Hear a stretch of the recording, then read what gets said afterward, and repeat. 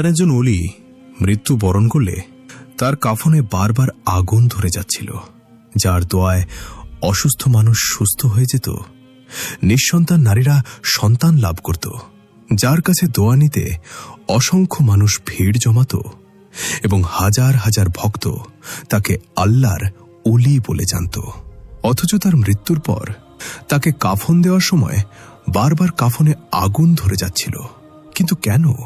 এর আড়ালে এক লোমহর্ষক ঘটনা লুকিয়ে আছে, জানলে আপনি বিস্ময়ে হতবাক হয়ে যাবেন। শুরু করার আগে কমেন্টে লিখুন আস্তাগফিরুল্লাহ। নূরপুর গ্রামে রফিক নামের এক ব্যক্তি ছিলেন। ছোটবেলা থেকে নামাজ রোজার পাবন্দ, তাহাজ্জুদ পড়তেন, মানুষের উপকার করতেন। কবরস্থানের পাশে একটা ঝুপড়ি বানিয়ে সেখানে থাকতেন, রাতভর ইবাদত। মানুষ মুগ্ধ হয়ে বলতো, কি নেককার। একদিন এক নারী এলেন, 10 বছর বিয়ে হয়েছে, সন্তান হয়নি। স্বামী হুমকি দিচ্ছে দ্বিতীয় বিয়ে করবে। রফিক বললেন, বোন, সন্তান দেওয়া তো আল্লাহর হাতে, এই নাও তাবিজ, দোয়া, ইনশাআল্লাহ শীঘ্রই সুখবর পাবে। কয়েক মাস পরে সেই নারী গর্ভবতী হলেন। খবর ছড়িয়ে গেল। মানুষ তাকে পীর সাহেব বলে ডাকতে শুরু করল। তার খ্যাতি দূর দূরান্ত পর্যন্ত ছড়িয়ে গেল। মানুষ আসতে থাকল সন্তানের জন্য, অসুখের জন্য, সমস্যা সমাধানের জন্য। আর প্রত্যেকের সমস্যা সমাধান হয়ে যেত। মানুষ খুশি হয়ে টাকা দিয়ে যেত।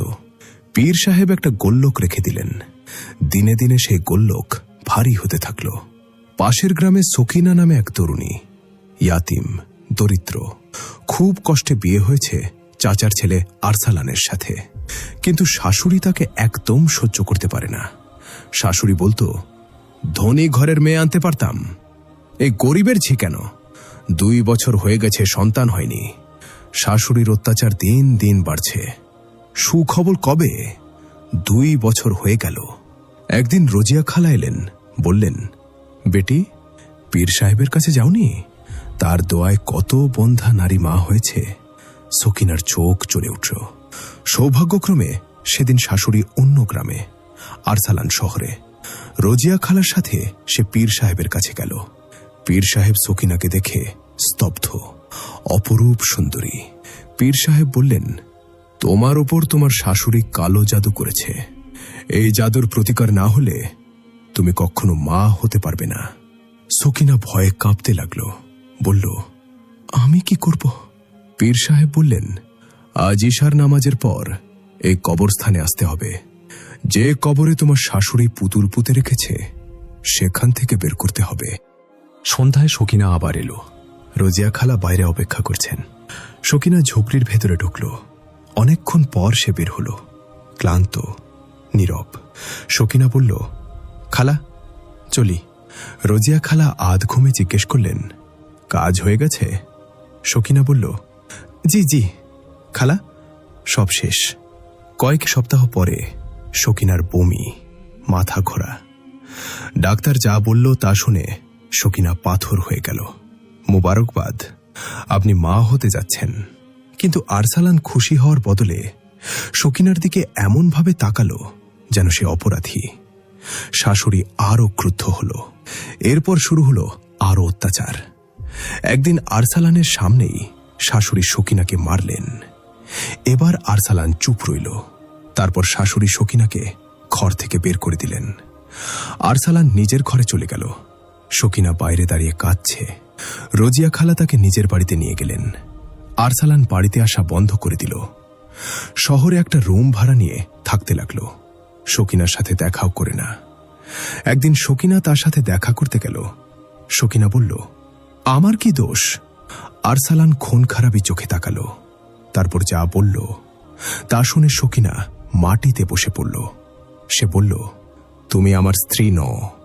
যে সন্তান তোমার পেটে সে আমার নয়। আমি জানি আমি বন্ধা। ডাক্তাররা বলেছে আমি কখনো বাবা হতে পারবো না। তাহলে তোমার পেটে এই সন্তান কার? সকিনা ভেঙে পড়ল। রোজিয়া খালার কাছে সব বলল। রোজিয়া খালা মাথায় হাত দিলেন। ইয়া আল্লাহ, আমি তোমাকে সেই শয়তানের কাছে নিয়ে গেছি। সকিনা একটি পুত্র সন্তানের জন্ম দিল। জমিদার বাড়িতে কাজ নিয়ে কোনো মতে নিজের ও সন্তানের ভরণ পোষণ চালাতে লাগল। কিন্তু সেই রাত তাকে প্রতিদিন যন্ত্রণা দিতে থাকল। রোজিয়া খালা আর সকিনা শপথ নিল এই কথা কাউকে বলবে না। পীর সাহেবের খ্যাতি তখন আকাশ ছোঁয়া। আরো অনেক নারী এলো, সন্তানহীন, অত্যাচারিত, সমস্যাগ্রস্ত। প্রত্যেকের সমাধান হল, কিন্তু তার দুই ছেলে সবসময় তাকে থামাতে চাইত। বলতো, বাবা এসব বন্ধ করুন। গ্রামবাসীরা অবাক হতো, পীর সাহেবের ছেলেরা তাকে সম্মান করে না, কি বেয়াদব। একদিন একজন নারী পীর সাহেবের কাছে এসেছিল। তার বড় ছেলে এসে চিৎকার করল, বাবা থামুন, এখনই বন্ধ করুন। উপস্থিত নারীরা রাগে ফুঁসল, কি বেয়াদবি। পীর সাহেব দুঃখিত মুখে বললেন, আমার ছেলের দোষ নেই, ওর মানসিক ভারসাম্য নষ্ট হয়ে গেছে। গ্রামবাসীরা পীর সাহেবের উপর সহানুভূতি আর ছেলেদের উপর ঘৃণায় ভরে গেল। হঠাৎ খবর এলো পীর সাহেবের মৃত্যু হয়েছে। গ্রামবাসীরা কাঁদছে, আমাদের মসিহা চলে গেছে। কিন্তু পীর সাহেবের ছেলে ও স্ত্রীর চোখে এক ফোঁটা অশ্রু নেই। গোসল দেওয়ার সময় হল। ছেলেরা লাশ নিয়ে ঘরে গেল। প্রায় 2 ঘন্টা পার হয়ে গেল। ইমাম সাহেব দরজায় ধাক্কা দিচ্ছেন, এতক্ষণ কেন? অবশেষে দরজা খুলল, লাশ বাইরে আনা হলো। কিন্তু যেই মানুষজন লাশের কাছে গেল, সবার সামনে লাশে আগুন ধরে গেল। কখনো পায়ে, কখনো মাথায়, পুরো শরীর জ্বলতে শুরু করল। সবাই হতবাক, কি হচ্ছে এটা? পানি এনে আগুন নেভানো হলো। আবার লাশ তুলতে গেলে আবার আগুন। ইমাম সাহেব চিৎকার করলেন, এর রহস্য কি? ছেলেরা মাথা নিচু করল, চোখে অশ্রু। গোসল দিতে দেরি হয়েছে, কারণ বারবার আগুন লাগছিল। 2টা কাফন পুড়ে গেছে, এটা 3য় কাফন। সবার মুখ খোলা রইল। আবার লাশ তোলা হলো। কয়েক পা এগোতেই বহনকারীদের হাত চলতে শুরু করল। ইমাম সাহেব চিৎকার করলেন, পীর সাহেব কি এমন পাপ করেছিলেন যে মৃত্যুর পরও এই শাস্তি? ছেলেরা বলল, আমরা আমাদের বাবার পাপ প্রকাশ করতে চাই না। হঠাৎ রোজিয়া খালা এগিয়ে এলেন, কাপা গলায় বললেন, যা এই মানুষটা করেছে তার কর্মের ফলই এটা। সেই রাতে সে সকিনার সাথে জোর করে অন্যায় করেছিল, তাই সকিনা গর্ভবতী হয়েছিল। একটা নিরপরাধ মেয়ের জীবন এই নকল পীর নষ্ট করেছে। সবাই স্তম্ভিত। তারপর আরও নারীরা সামনে এলো এবং বলতে শুরু করল, আমার সাথেও, আমারও, আমারও। একের পর এক নারী কাঁদতে কাঁদতে বলতে লাগল, পীর সাহেব তাদের সাথে অন্যায় করেছে, তারপর ভয় দেখিয়ে চুপ করিয়ে রেখেছে। ছেলেরা কাঁদতে কাঁদতে বলল, এটা সত্য, আমাদের বাবা পীর ছিলেন না, তিনি একজন জাদুকর আর ব্যভিচারী। এ কারণেই আমরা তাকে থামাতে চাইতাম, কিন্তু তিনি শোনেননি। আজ যা হচ্ছে আপনারা দেখছেন। গ্রামবাসীদের চোখ খুলে গেল। যাকে তারা মসিহা ভেবেছিল, সে আসলে ছিল নারীদের সম্মান লুটেরা। আবার লাশে পানি ঢালা হলো। আগুন নিভল, কিন্তু আবার শিখা উঠতে শুরু করল। ইমাম সাহেবের নির্দেশে কবরস্থানের বাইরে একটা গর্ত খোঁড়া হলো। অনেক কষ্টে লাশ সেখানে নামানো হলো। দাফনের পরেও কবর থেকে আগুনের শিখা বেরোতে থাকল। সবাই দেখল এবং শিউরে উঠল। আজও সেই নকল পীরের কবর মানুষের জন্য এক ভয়ঙ্কর শিক্ষা।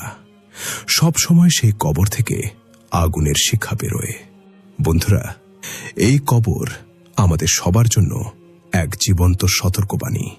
মানুষ দুনিয়াকে ধোঁকা দিতে পারে, কিন্তু আল্লাহকে না। এই নকল পীর তার পাপের শাস্তি থেকে বাঁচতে পারেনি। আল্লাহর আযাব যখন আসে, তখন কবরও আগুনে পরিণত হয়। আজকের ফেতনার যুগে না জেনে কাউকে পীর সাহেব, আল্লাহওয়ালা মানা মূর্খতা। সন্তান দেওয়া আল্লাহর হাতে, তাবিজ তুমারের হাতে নয়। কেউ যদি একাকী আপনাকে কোনো বিশেষ আমল করতে বলে, সাবধান। সকিনার মতো কত নারী আজও নীরবে কষ্ট পাচ্ছে। আমাদের দায়িত্ব তাদের রক্ষা করা।